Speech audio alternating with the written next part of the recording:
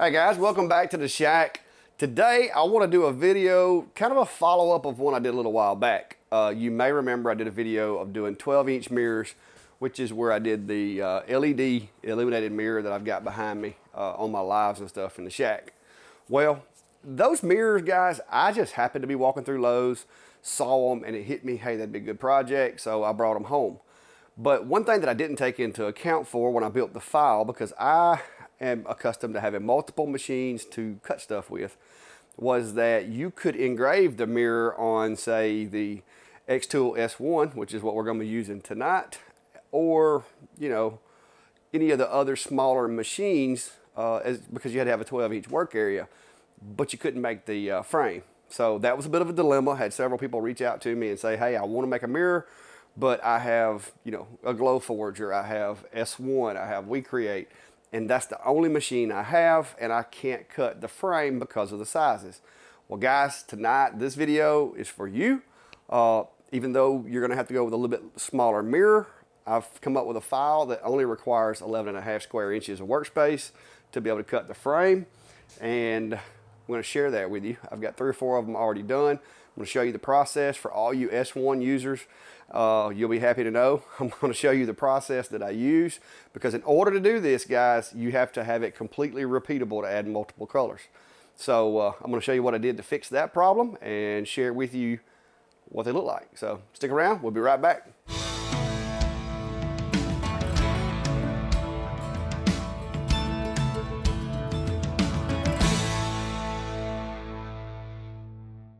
All right, guys, before we get too in-depth, just to let you know, I purchased these mirrors on Amazon, and the reason I did that is because I can give you a link to the exact mirrors that I used, and I can be assured that they will fit the frame file that I designed, as well as your engraving results should be similar to mine, hopefully. I mean, there may be some variation.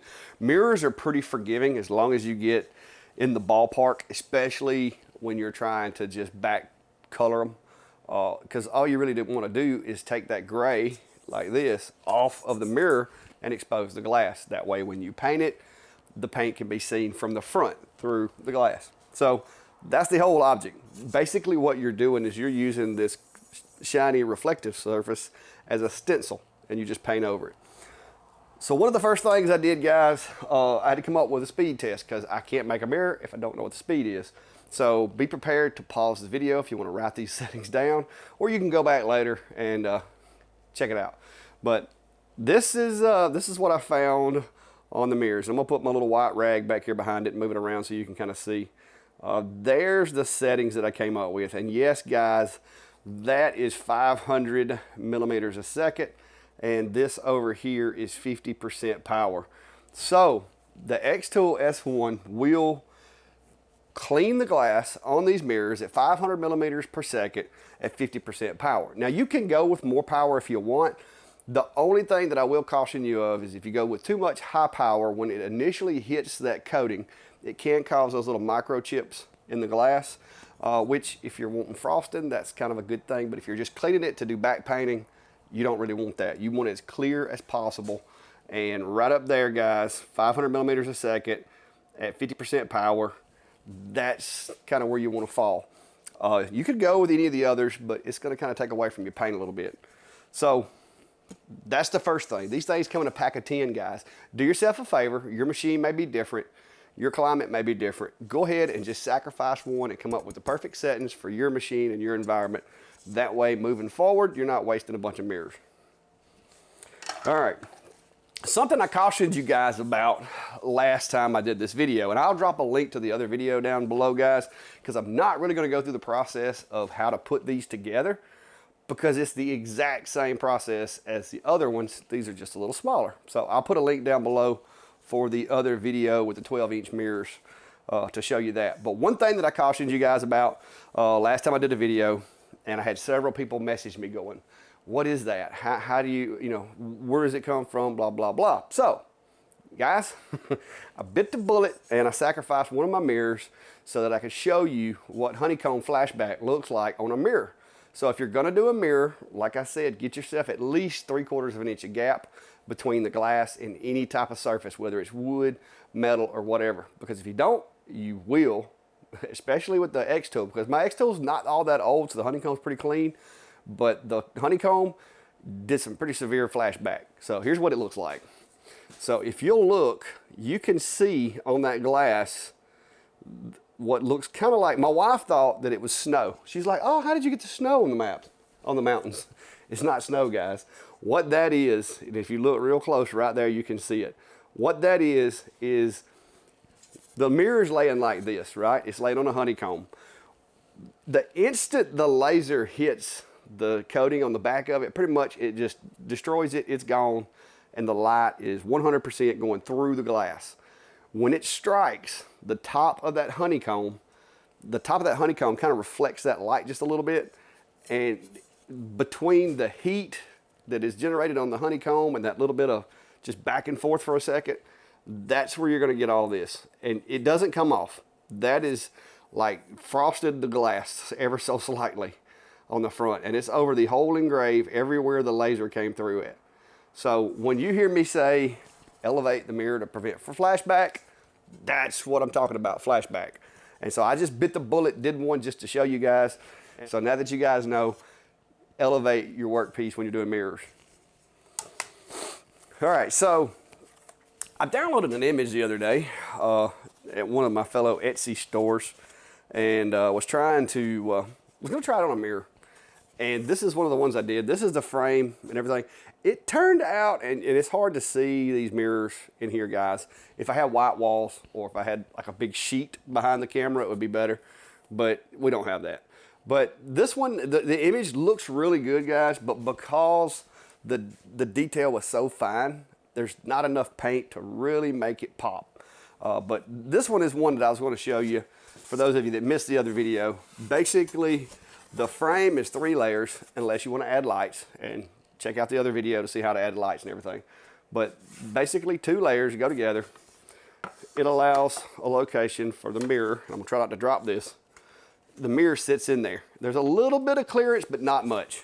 And there's some pieces you put behind here that you can pick up at the Dollar Tree or Walmart or whatever, or you can just fold up some paper, whatever you want to do.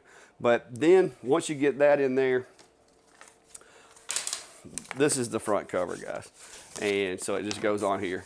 And I will be adding the files to the Etsy shop. By the time you see the video, hopefully they'll be in there already. But that's how they go together. All you need is some wood glue and some high-speed clack shack clamps. This is what they are, guys. And I tried selling Klein a handful of them earlier for $1 a piece, and he wouldn't go for it. But these are 41 millimeter binder clamps. That's all they are. These are for putting paper together. But they have just enough force that when you're working with 1/8 inch, 1/4 inch material, and you're gluing stuff together and you want to hold it in place until the glue dries, these things are the most economical way to do that I have found. Rubber bands are good to have in your laser workshop as well. But for clamping, nothing beats these guys. And I think I paid like $1.50 for 10 at Dollar General, and I bought them out last time I was in there. I literally have a big box of these guys because I do a lot of bulk stuff. The big secret to doing the mirrors, guys, is if you're gonna do multiple burns. Now, if you're just gonna do one burn, paint it black, it's not that critical. But when you get into doing the multiple layers, and I'm gonna show you one that's still drying, so it's still got the high-speed clamps on it. If you're wanting to do something like this guy, right? All right, so we've got black, and I've got the green as well. I started to get cocky and put a little yellow in there, but I was like, it took long enough. So I just went with the black and the green just to kind of show you. The way that you have to do this is basically you take your image and you make 2 different layers. In XCS, you set 1 layer to ignore, 1 to output, do the burn, paint the color. I recommend doing the darker color first. That way, when you go back to engrave, it's just easier to engrave over black than it is blue or yellow or whatever. You can basically do it to any color, but I prefer to put black first and then go up as far as, like, if I've got a white paint, it'll be my last layer. That way I don't have to try to shoot through it. But basically, you take the black layer, you burn it, take it outside, you clean it first, take it outside, spray it with the black spray paint. You've got to put it back in the machine in the exact position that it came out of, and then burn the second layer. If you don't, your lines aren't going to match up. And as you can see, perfect alignment. I don't have any green where there should be black or black where there should be green. I did have to modify this file That took a little while in node editing to get this file to be a 2-layered. And I do want to go back, like I said, I want to go back, add some yellow to it later, and maybe do another one, but not for this video. If you're going to be doing that, guys, you got to make sure that the laser is in the same spot every time. And I'll show you a couple more of them right quick. Let me grab a couple more just to give you an idea of what we're doing. All right, so this is another 10-inch mirror. This is one I did today. Klein was over here earlier trying to steal this one. Y'all know he's a history teacher, and when he saw this one, he's like, hey, I need that to go in my office. But this one, and if I can get the door to show you, there we go, look at that. I got the door over there.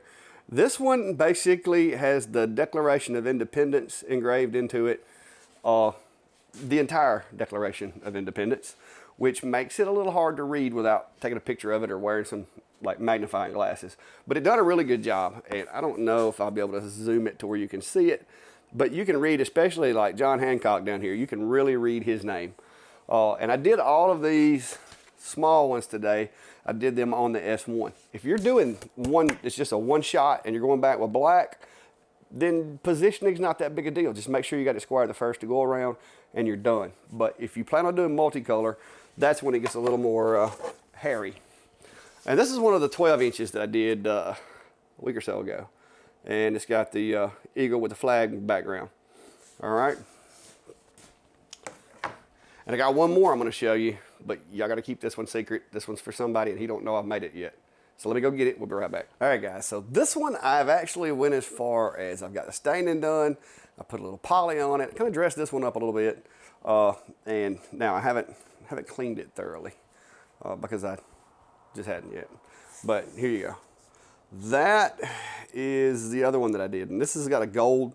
It's hard to see unless I get it on the back, that wall. The gold kind of goes away. But yeah. So you can do all kinds of things with these, and it's a fun project. Guys, the mirrors cost me $16, I think it was, for 10 of them, and there will be a link down below. So go click the link, get you some mirrors. The file for the frame, if you're interested in that, will be in my Etsy shop. If you're using an xTool S1, and this is a problem that I had with the xTool, it was a little hard to jig things out because, especially after I added the riser base, the honeycomb and the cookie sheet just kind of, you know, they kind of move a lot. So I did manage to come up with a way of taking the S1, and I have built a jig kit for it that works really well. I'm actually quite pleased with the way it works. That's one reason why I haven't really been able to bring the S1 into my batching out stuff projects as much as I would like, unless it's a cut job. But now that I have this, it's a game changer because this thing will engrave at 500 millimeters a second at 50% for the mirrors and like anodized and all this kind of stuff. You can really, really run some fast speeds. But I had to develop a way of doing it, and I'm gonna move you over and show you what that looks like, which it too will also be in my Etsy shop if you get looking for it. So let's move over. All right, guys, so first of all, keep in mind that my S1 does have the riser that xTool set out to me on it, so yours may be different. If you do not have the riser, then this system, you're gonna have to take the, in order to make it work, you're gonna have to take the screws out and take this crumb tray, which on mine, the crumb tray just kind of slides in this little hole right here, and it sits in there. But the problem that I had trying to jig stuff out is this crumb tray, literally, it can move. Now it's got backstops back there, but there's not really a latching system built into this, to the riser. So the problem that I had was when I was putting my mirrors in here, making sure I had them exactly in the same spot to be able to, you know, do multiple burns. So this is what I come up with. And this is my prototype. The only thing I found out with the prototype was I got too far towards the edge of the work area, and in doing so, I was unable to run the 500 millimeters a second because the machine requires a little bit of slowdown speed. So what I did is I revamped this after I got my mirror done that I was wanting to do, and I created one that's slightly longer that puts the mirror more in towards the center of the work area. Now it's not completely in the center, but it's closer. This allows the laser head to basically be able to move further after it gets through engraving, which allows you to run a lot faster speeds. And when you're batching things out, faster speeds are better. So this is how I did the mirrors, is using this guy. And let me grab my little practice mirror here, and I'll show you how this works. So what you do is when you have your mirror, all you got to do, guys, is you drop it down into this little hole here. Now, with the kit the way it exists now, if you drop it down in there with nothing under it, it's going to fall down in a hole. So in my little kit that I've created, I have this spacer. The spacer basically goes in there, and you'll see why in a minute. And then you can take and set the mirror on top of the spacer. So once you engrave this mirror and you take it out, you go paint it, you bring it back, it drops back perfectly into this hole here. Another thing, a cool thing about using this system is when you get ready to set this jig up, using the S1, because of the 2-point system that they use, all you've got to do when you get ready to use this jig kit is go in there, put the crosshairs, when you're doing your corners, put your crosshairs on the corner of this square, hit the button, you bring it over here, take your crosshairs, do the same thing to the other corner of the jig, hit the button, and when you do, XCS is going to draw the square, which is going to indicate exactly where this is in your workspace. And all you got to do is save that. So whenever you use this this jig kit, all you got to do is open that, open that file, because once it draws the line for you, then you come in and create another line around it, set it to ignore, and now you have a framing line, and you can reuse that every time you put the jig kit in there. So after going through all of the trouble to be able to recreate these mirrors, I decided it's a waste to burn this and build this and then not be able to use it for anything else. So I kind of went in and modified it, guys. So now when I'm not doing mirrors, and let's say I'm doing coasters, well, the way you do it, you would put the spacer in there. You would put one of these little blank pieces, and you're going to generate these when you're making your mirror frame. So don't throw them away, keep them. You put one of those blank ones in there, set your cuts, cut the holes the size of whatever it is that you're wanting to jig out, and then once you do, it'll look like this. Once you get it to look like this, take the little spacer out, then you go over here, get you just an empty panel, put in the hole, take your jig, make sure you know which side's up, right, left, and all that.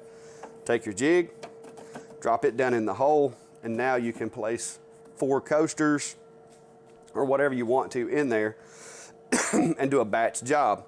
And the cool thing about it, it's in the middle, so you can run those insane speeds. If you're doing slate or anodized cards or whatever, you can run those insane speeds and not have to worry about the machine telling you that you can't run those speeds due to work area restrictions. So that's what I come up with to help you do that, guys. This file, like I said, it will be different. This will be separate because the mirror frame file, anybody with any kind of laser might want that, whether they have a Glowforge, whether they have a Atom Stack A24, whether you, regardless, but not everybody's going to want the S1 kit. So this S1 kit will be separate. And basically, let's move the camera and I'll show you how it's put together. Let me show you how quick this thing comes out. There's one screw that you've got to reuse to use this kit. We'll go over that more. I'm going to do a video on how to use the kit and kind of a tutorial on how to build the files and save the files and all that later. But that's how fast it comes out. And it uses a screw, and any of you guys that have an S1 remember having to take those screws out, the transport retention screws? Yeah, I hope you didn't throw those away because you're going to need one of them. But that's what holds this in the corner and holds it square. So this is the way the file works. It's got two, right here you've got 2 layers that allow it to drop all the way down to this bottom layer. So to make the kit, you're going to have 2 pieces and then the top layer. You're going to have the top layer, which has the dish for you to get your finger in. The second layer also has the dish, but it's smaller. It's not as long as this one. And then the third layer is going to be basically the cover that I used on the 10-inch frames. It's that cover piece. And its only job is to allow a little bit of a shelf around the edge here for everything to sit in. So when you take these and you put one of these in there, if you don't put the spacer in there, the only problem you're gonna have is it's gonna sit below the surface of the material. So if you use the spacer, which, man, I am sitting stuff everywhere and losing it.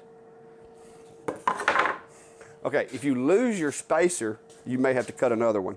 Okay guys, that's the problem with having wood stacked up, is the spacer looks like a piece of wood from the end. But anyway, back to where we were.